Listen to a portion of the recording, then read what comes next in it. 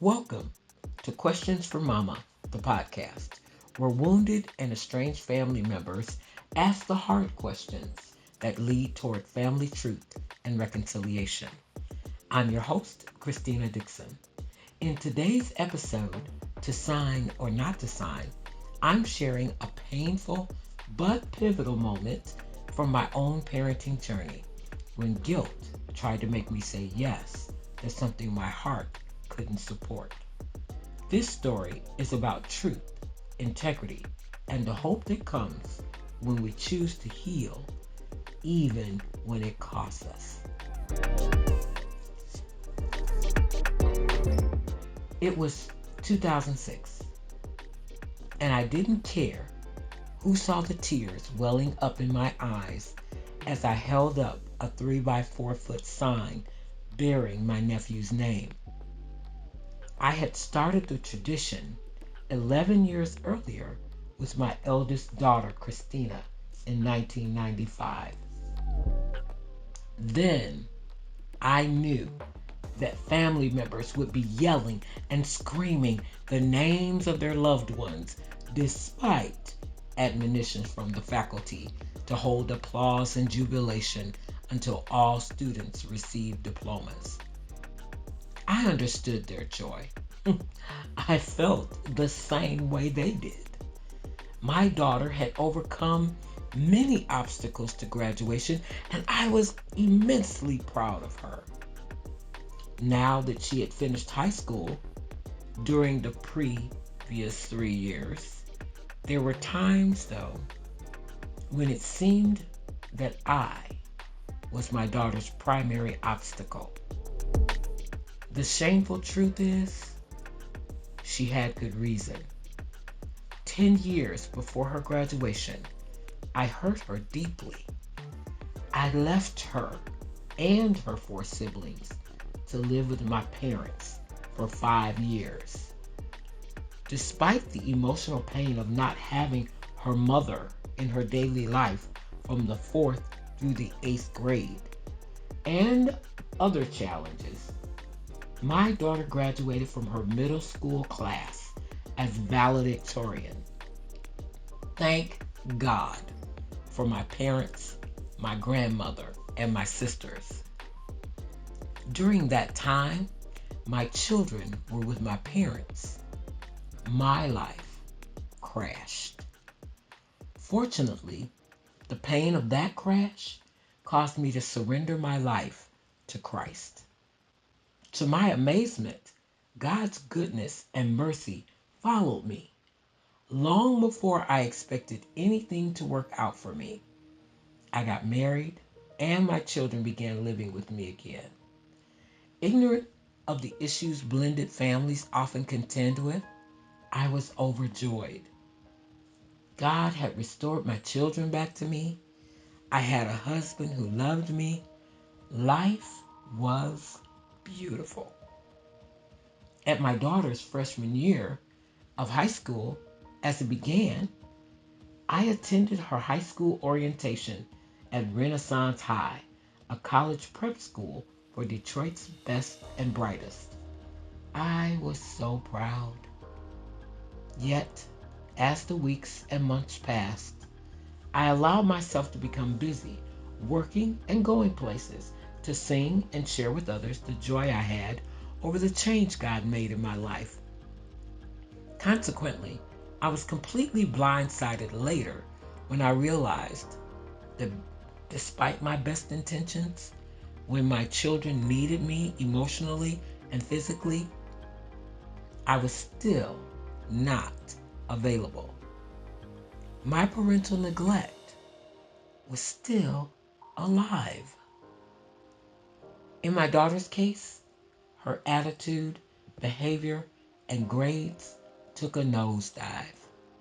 Eventually, the principal told her she could no longer attend Renaissance, and she was forced to spend the second semester of her junior year of high school at a different school. She was told that she might be allowed to return if she made significant changes in her behavior and her grade point average was at least 3.8. After the first couple of days at the new school, the culture shock of metal detectors and less academic challenged caused my daughter to proclaim, "I am not going to graduate from that school." By sheer determination and the grace of God, over the next year, her academic skills resurfaced, winning the favor of her teachers and helping her to make significant improvements to her grades. During this time, my daughter wasn't the only one who had been working on changing things. I asked my children to forgive me for continuing to neglect them, even though I was clueless about what I should do. Once there, I stopped working late at our family business to be at home with the children in the evenings. Looking back, I find it interesting that almost simultaneously, my opportunities to minister to others came to a screeching halt.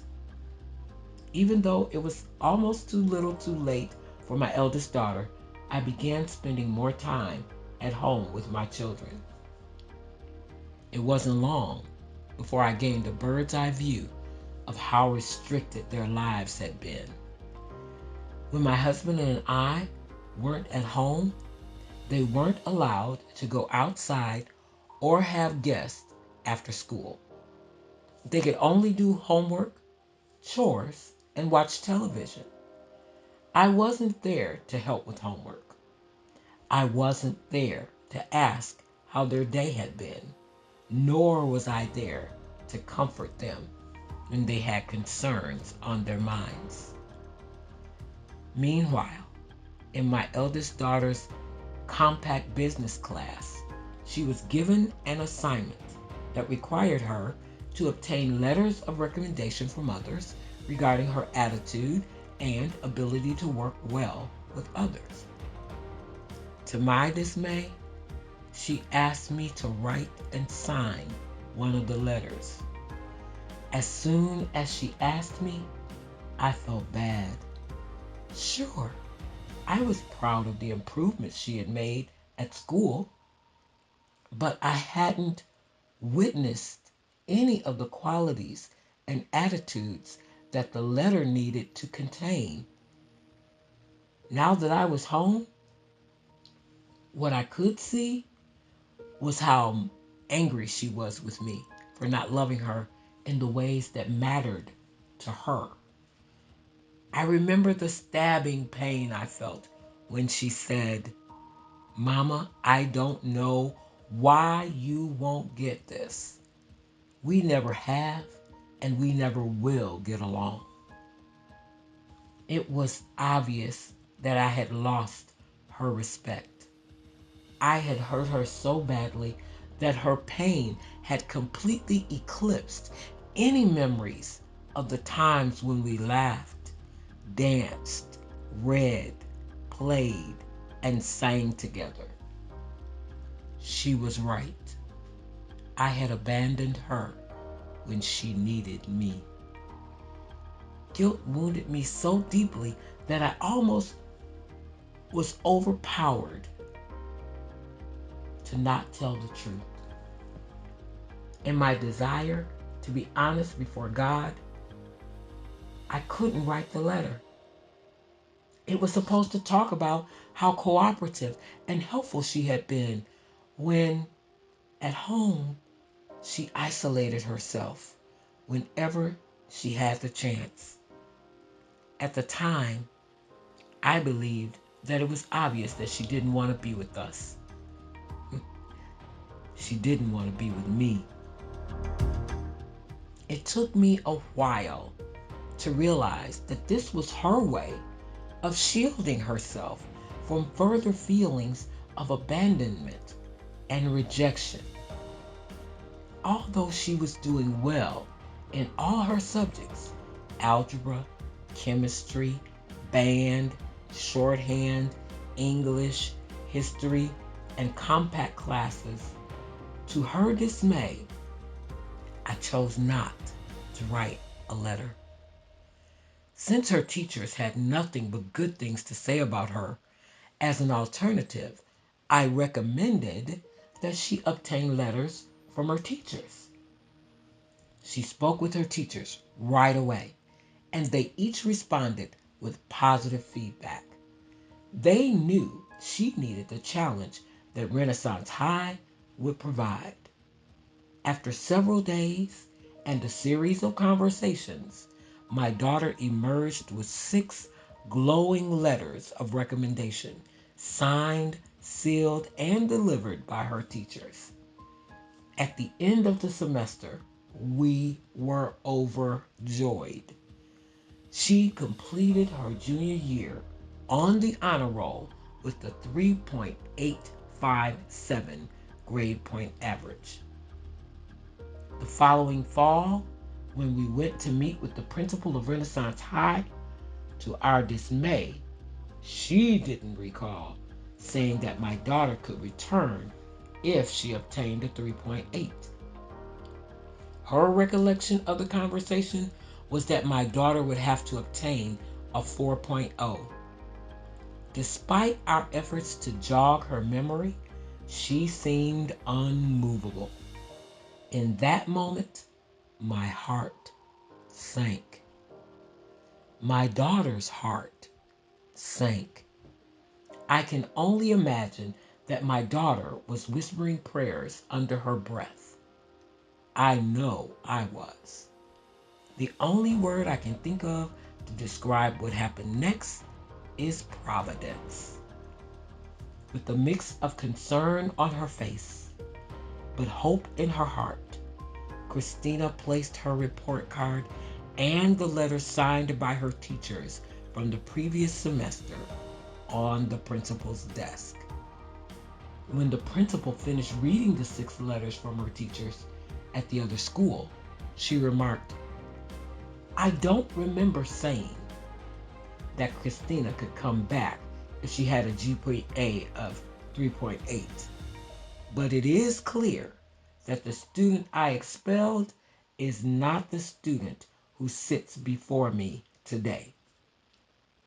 Christina, you can come back."